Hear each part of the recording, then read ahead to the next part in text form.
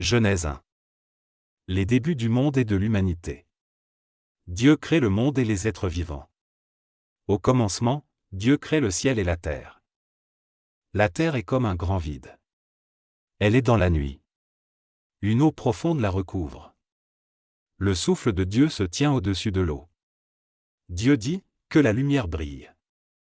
Et la lumière se met à briller. Dieu voit que la lumière est une bonne chose. Alors, il sépare la lumière de l'obscurité.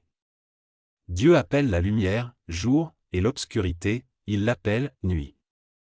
Il y a un soir, il y a un matin. Voilà le premier jour. Dieu dit, qu'un toit, au milieu de l'eau, la sépare en deux parties. Et cela arrive. Ainsi, Dieu fait le toit qui sépare l'eau d'en haut et l'eau d'en bas. Dieu appelle le toit ciel. Il y a un soir, il y a un matin. Voilà le deuxième jour.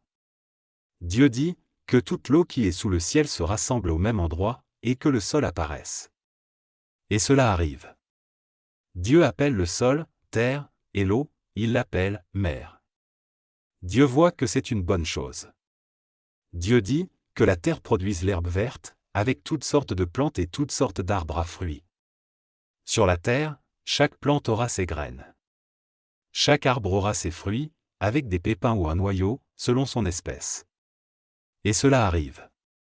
La terre produit de l'herbe verte avec toutes sortes de plantes et toutes sortes d'arbres. Chaque plante a ses graines selon son espèce. Chaque arbre a ses fruits, avec des pépins ou un noyau selon son espèce. Dieu voit que c'est une bonne chose. Il y a un soir, il y a un matin. Voilà le troisième jour. Dieu dit, que des lumières dans le ciel séparent le jour et la nuit. Elles marqueront les fêtes, les jours et les années. Dans le ciel, elles serviront à éclairer la terre. Et cela arrive. Ainsi, Dieu fait les deux grandes sources de lumière, la plus grande pour commander au jour, et la plus petite pour commander à la nuit. Il fait aussi les étoiles. Dieu les place dans le ciel pour éclairer la terre, pour commander au jour et à la nuit et séparer la lumière de l'obscurité. Dieu voit que c'est une bonne chose. Il y a un soir, il y a un matin. Voilà le quatrième jour. Dieu dit, que toutes sortes d'animaux vivent dans la mer. Que les oiseaux volent dans le ciel au-dessus de la terre. Dieu crée les grands animaux de la mer et toutes les espèces d'animaux qui se déplacent et s'agitent dans l'eau. Il crée aussi toutes les espèces d'oiseaux. Dieu voit que c'est une bonne chose. Dieu les bénit en disant, faites des petits, devenez nombreux. Remplissez l'eau des mers. Et vous, les oiseaux, devenez nombreux sur la terre. Il y a un soir, il y a un matin. Voilà le cinquième jour. Dieu dit, que la terre produise toutes sortes d'animaux, animaux domestiques, petites bêtes et animaux sauvages de chaque espèce. Et cela arrive. Ainsi, Dieu fait les différentes espèces d'animaux, les animaux sauvages, les animaux domestiques et les petites bêtes. Dieu voit que c'est une bonne chose. Dieu dit, faisons les êtres humains à notre image, et qu'ils nous ressemblent vraiment.